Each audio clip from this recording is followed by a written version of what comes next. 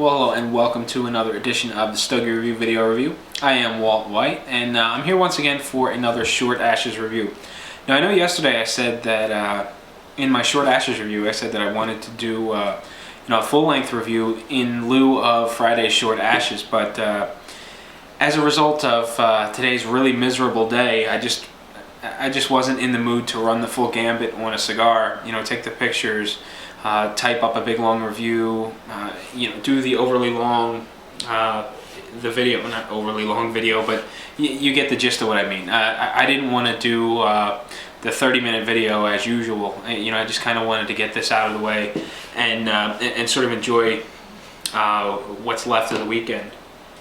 Now, actually, to give you a little bit of a teaser as to what I was planning on reviewing, but won't be doing until a little bit later. Maybe I'll do it on Sunday, but for the time being, I just wasn't up. I just wasn't feeling it. I actually have a pre-release Nub Maduro, and this was sent from San Lucia, and it was waiting for me at my local shop. I just had to swing in and pick it up, and I really wanted to do the review, but again, I didn't want to do the full-blown review, and I just didn't think I could have everything prepared for tomorrow morning. So maybe I'll work on it on Saturday and try to do it for Sunday. It's actually Friday night right now. But what I am going to do is something that's a little unprecedented. Now, all of the Short Ashes reviews I've done so far have always been reviews that have always been a revisit of cigars that I have personally reviewed in length. The review I'm doing today is one that actually I did not do, but Brian Hewitt did do. Now, I'm very confident in the review that Brian does, so there isn't going to be any second guessing as to what I'm getting out of this cigar. Same with Jerry. If I were going to review a cigar that they've done in the past, I certainly wouldn't. I wouldn't second guess it. I would just run with it and do it. But I've been doing reviews of my own previous reviews, just as sort of almost like a test to myself. Does the cigar taste just like I remembered it, or is it a little bit different? In this case, I have had several of these. I just actually haven't done the review on one yet, and that is the Alec Bradley Tempus. Now, in the Alec Bradley Harvest Selection review I had mentioned that when I was up at Cigars International, they were running a special on Alec Bradley cigars, and actually I have the little CI bag that it came in, and it's labeled the Bradley Bunch. And basically it was 2 Alec Bradley Tempest and 3 Harvest Selection 1997s for a whopping $12. And while I was there, I picked up 2 of them. And actually this is the last cigar from those packages that I bought. I burned through all the rest.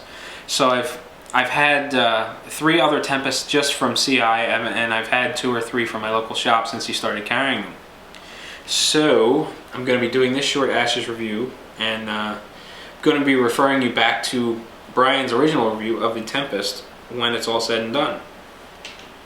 So let's get this underway. The Alec Bradley Tempest, if you want some details on the cigar, you can check out Brian's review, which will be linked at the end of this review. Essentially, you have a cigar that got a stellar rating in Cigar Aficionado, and there were a lot of people that were really behind the buzz, jumping on the bandwagon. They really wanted to try this cigar. It was sort of like, not quite like the Casa Magna, but similar, because it got a very high rating, and people were very interested in trying it.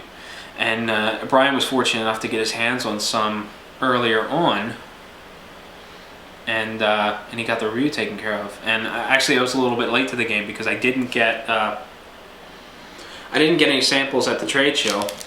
The Alec Bradley booth was bumping from the Tempest sales, and they were just constantly busy.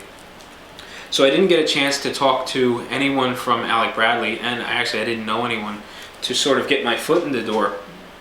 But I left there not getting a sample, which wasn't a real big deal. But I was able to get some a little bit later at my local cigar shop, and in addition to what was available at Cigars International. So I'm going to go ahead and get my cigar cut and light it and go from there. But before I light it, I just want to look over it really quick. The cap scene's kind of small. It doesn't really fold over the shoulder very far. It sort of just looks like it's sitting right on the very tip. The color of the wrapper looks good. It's very consistent head to foot. There is one vein that's fairly prominent, which is up toward the head of the cigar, and it sort of appears out from underneath the band. It doesn't start down here below. It just looks like it gets big somewhere below the band and then extends out. I'm not detecting much of an aroma from it. The foot looks pretty compact, and because of as tight as it looks, the draw may be a little firm. And the aroma on the foot is kind of sweet, almost like a raisin aroma. So I'm going to go ahead and try to move this video right along, because I see I'm at almost 6 minutes for the introduction, and that is roughly a third of what I want the video to be. It's actually more than a third of what I want the entire length of the video to be. So I kind of want to pick up the pace. Pre-light draw is good. There's a little bit of resistance to it. I'm getting a little bit of a sweet flavor from the cigar, although it doesn't taste like the foot smells. It doesn't quite taste like it doesn't quite taste like that raisin aroma.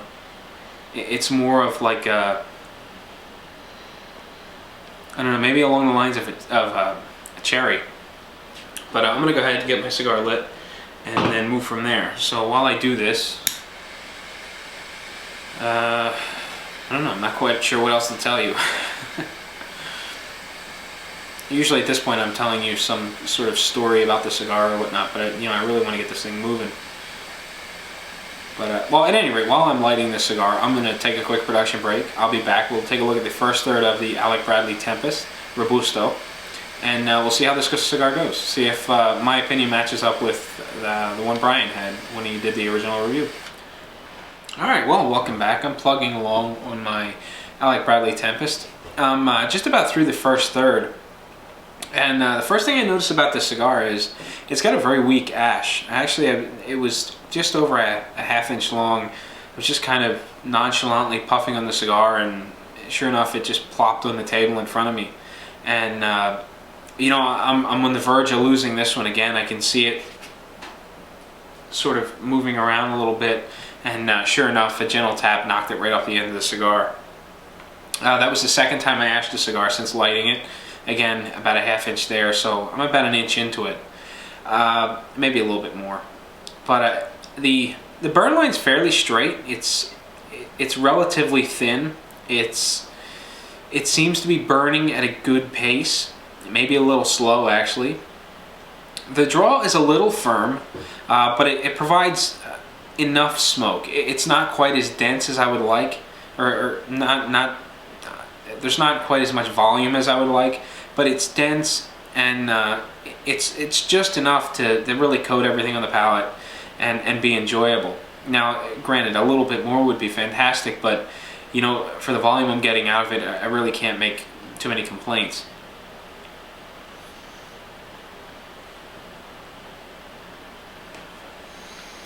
Now, coincidentally, after the first time I ashed the cigar, I needed to touch it up a little bit. It seemed to be going out. It seemed to be on that stage of going out.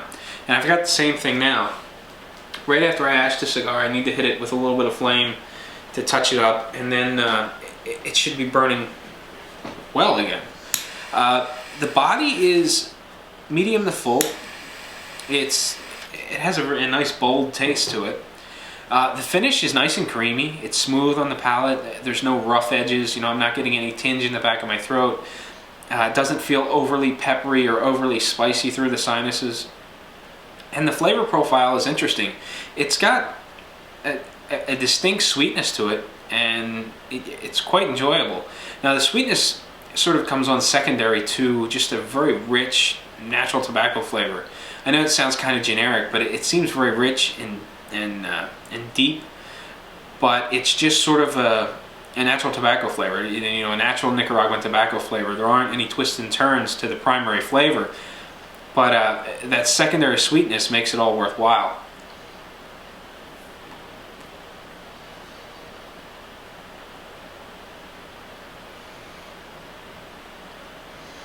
So all in all, it is pretty impressive, and I'm enjoying it quite a bit. So in an effort to trim down the video a little bit and not bolster the size, I'm going to take another break. I'll be back. We'll take a look at the second third of my Alec Tempus, and then we'll go from there and see how the cigar develops one way or the other. So sit tight. Alright, well, welcome back. I'm plugging along on my Alec Bradley Tempest. I actually just popped the band off, and I'm practically through the final third now. Or I shouldn't say I'm practically through the final third. I'm practically through the second third and into the final third. Now, the band on the Alec Bradley Tempest is actually pretty big, so it takes up a lot of real estate on the cigar. So as a result, I had to take it off a little early, and it also has a foot band that needs to come off. Both bands are pretty ornate, and they're very appealing aesthetically. I'm not a big, I'm not overly fond of the color purple on a lot of things, but it looks pretty good in the band as a background color. You know, the purple and gold, they make a nice presentable band. In respect to how the cigar is burning, it's going pretty well. The burn line is still fairly even. It's thickened up a little bit where it has a really dark, fat line around the cigar, sort of bubbly a little bit. It appears to be very oily. The ash still is fairly weak, I guess I should say. It's really compact in the way it looks, but it really doesn't take much to knock the ash clear off the cigar. It's as if, the wrapper is staying perfectly intact and it looks beautiful. And beyond the ash that was the wrapper, you've got, I don't know, maybe like a crumbly filler inside there that really doesn't take much to clear off the end of the cigar. And it happens with a gentle tap, and it's off when it gets to about a ½ an inch in length. The burn rate, it seems a little slow, and I think that is probably because of the draw being a little on the firm side. Now, each time I ash the cigar, for whatever reason, I need to hit it with a little bit more flame to get it burning properly. And I know I didn't puff on it before I grabbed the lighter, but experience is telling me that I just need to do a little touch up after ashing, and it'll be burning properly.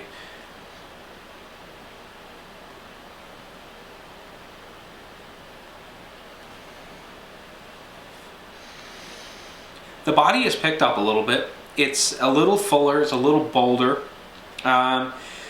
It's in the full range, but I'd say it's on the lower end of that full range, or that full spectrum. More like upper medium to full, if that designation means anything to you. The finish is nice and smooth. It's easy on the palate. It's not abrasive or offensive at all.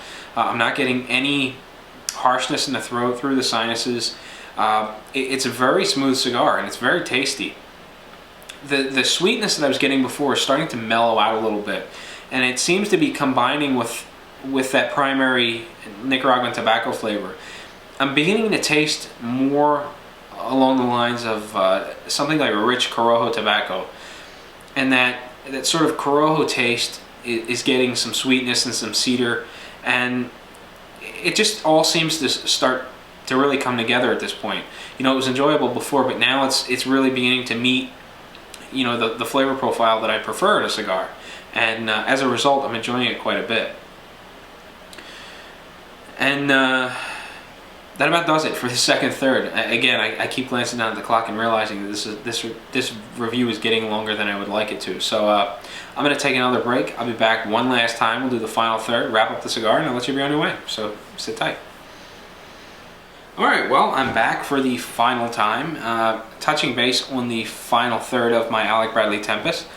And, a little bit of a surprise, when all those flavors started to come together in the second third, they sort of hit a plateau. They didn't really get much deeper. They didn't get a whole lot bolder.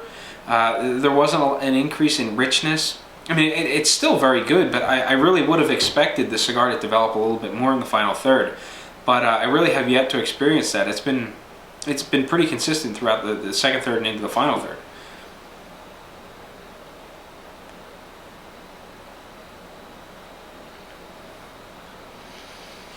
Now the ash, again, it gets to about a ½ an inch in length, and I have a tendency to knock it off. Just because it seems to be really weak. I mean, it looks tight and compacted, and it looks very good, but a little bit of motion and off comes the ash, and it makes a mess on the table in front of me. Like any other time, I can visually see what's burning, and when I knock the ash off, the the outside of the cigar, like the binder and wrapper, don't appear to be burning. You know, the filler is still smoldering, but you know, it seems to need a little bit of a touch-up, you know, to keep it going. And it may be because I just picked this. You know what? No, I didn't. This isn't the one I picked up today.